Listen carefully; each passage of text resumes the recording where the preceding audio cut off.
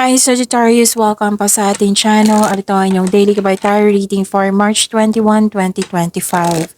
Please be reminded kung naka-resonate kayo, comment down. Kung hindi ka naka-resonate, ibigay niyo po sa iba kasi general reading po ito.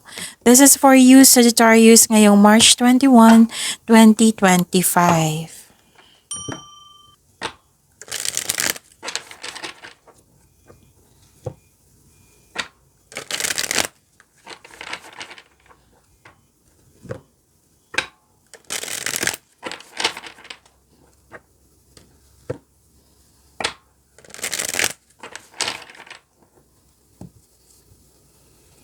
Para po ito sa inyo Sagittarius ngayong March 21, 2025. Maraming salamat po sa inyong patuloy na suporta at maraming salamat din po sa mga hindi nag-skip ng ads. Gamitin ang reading na ito bilang gabay lamang sa mga hindi pa nag-subscribe. Subscribe na po kayo at click bell notification para malaman nyo na may bago tayong video. Para sa mga gusto magpa-reading po, may lumabas dyan sa screen nyo ngayon. Panoorin nyo po at sundin ng instruction. Spirit Guide, mga ganap pa para kay Sagittarius ngayong March 21, 2025. Sagittarius po.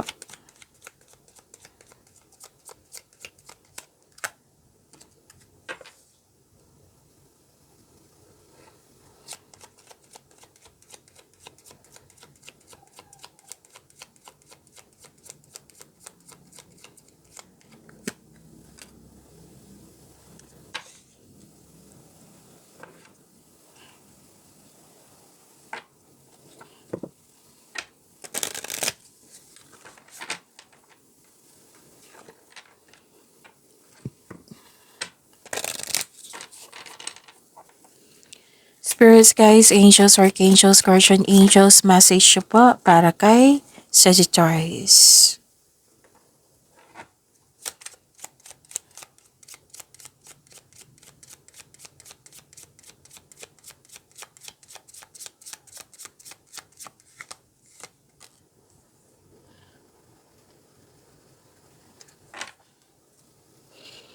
Okay.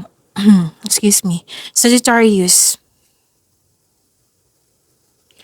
May nakita kong ending with new beginning dito. Pwedeng end of contract, pwedeng closure, tumiwalag, umiwas, nagkaroon ng space, may separation akong nakikita dito.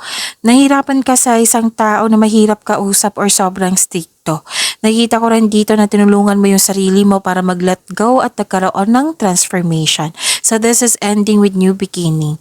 Nakita ko rin dito nag-self-study kayo, pwedeng nag-aaral, nagre-research kayo sa libro, newspaper, or sa internet para may makuha kayong kaalaman or clarity. May malalaman kayong sekreto sa araw na ito. Nagkaroon po ng delay, dalawang card na po nagsabi dito na may disconnection sa isang tao. May delay po, pwedeng delay sa paggawa ng aksyon kasi may hesitation, delay sa paggawa ng desisyon kasi may tutol, or delay sa hinihintayin nyo. Message po, angels can communicate with us through dreams. They tell us about our lives, our concerns, and give us clues about what's to come. So pay attention and try to remember your dreams. You may not have known what your spirit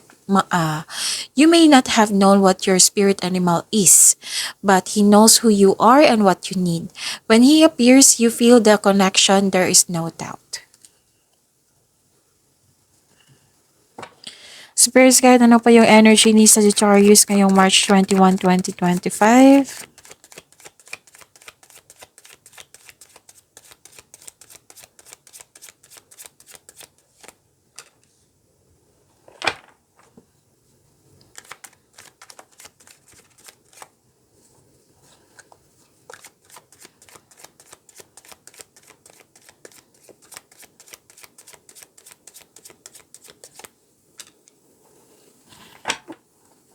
Kung may narinig or may nakita kayong repeating message, meaning to say, pinupush ng cards yan kasi ang ilan sa inyo hindi pa binigyan ng atensyon. Na kung maaari din po, bigyan nyo po ng solusyon at aksyon.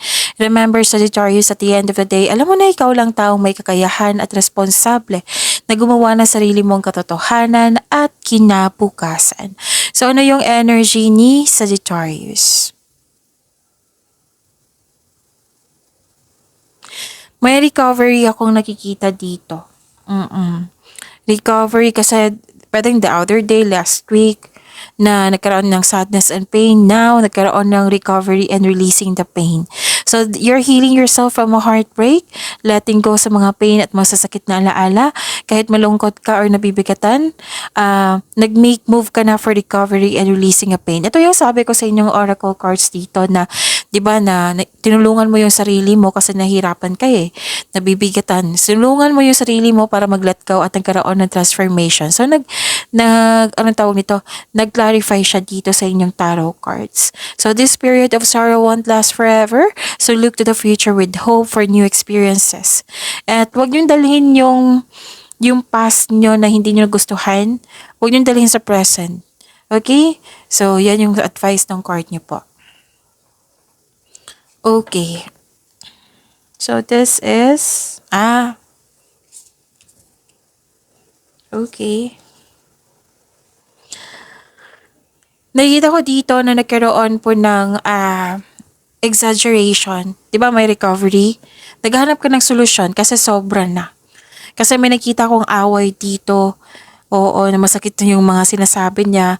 So, ito yung sinabi ng card dito. Kung hanggat maaga, iwasan mo po. Pero some of you na lumalaban dito So, sabi ng card dito, kung lalaban ka, make sure na nasa right path kayo, nasa tama kayo. So, yun. Do a legal move kung kinakailangan po. So, you're finding a solution dito kasi may exaggeration, may sobra na. Spirits guide kayo and money po ni Sagittarius ngayong March 21, 2025.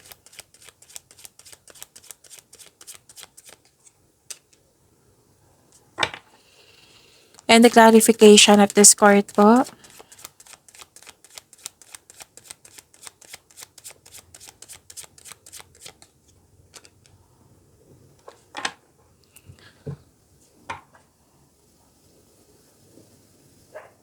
May nagkasundo dito May nagkasundo, harmony. This is may namuong romance sa workplace mo or kasamahan mo yung sa trabaho ang iyong partner. Pwede din na may nakipag-business partnership sa'yo or makipag-teamwork sa'yo or makipag-teammate. Gusto mo yung career mo ngayon kasi nagbibigay ito ng financial stability sa inyong buhay at nagagawa mo yung passion mo at the same time. Ang ganda nito. Oo, claim nyo po ha. Nakita ko rin dito sa Sagittarius na may parating na offer, new opportunity or project na magbibigay ng excitement po. Nagbibigay sa'yo ng excitement. Marahil lang yung boss nag-o-offer sa'yo ng much needed support, pwede rin pagtaas ng posisyon to, pagtaas ng sweldo, pagtaas ng allowance or pagtaas ng kita. Open your mind to the inspiration you need to make, yung i-enjoy mo yung mga ginagawa mo dyan, okay? Spirits guide, love, life, self-love, partnership, and romance ni Sagittarius ngayong March 21, 2025.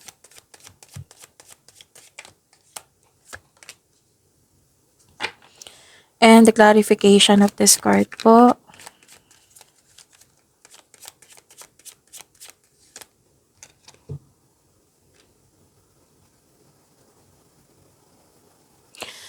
Maraming salamat po sa patuloy na tiwala at suporta sa ating channel at maraming salamat din po sa mga hindi nag-skip ng ads.